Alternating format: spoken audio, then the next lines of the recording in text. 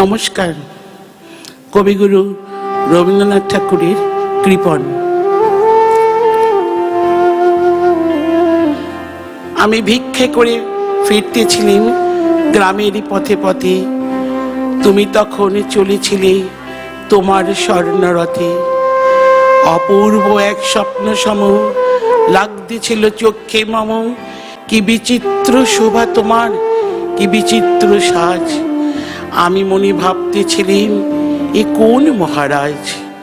আজি শুভ অক্ষরে রাত পোহালো, ভেবেছিলাম তবে আজ আমারে দাঁড়ে দাঁড়ে ফিরতে নাই হবে। বাহির হতে নাই হতে কাহার দেখা পেলেম পথে, চলিতে রথ ধনধান্য ছড়াবে দই ধারে। মুঠা মুঠা করিয়ে নেব নেব ভারে ভারে।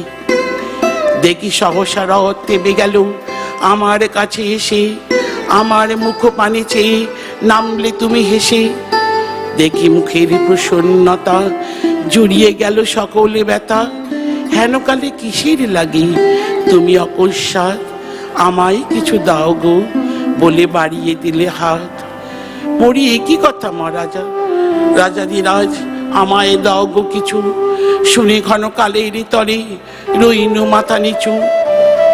তোমার কি বা অভাব আছে ভিখারি ভিক্ষুকের কাছে, এ কেবল কৌতুকের বসে আমায় প্রবঞ্চনা।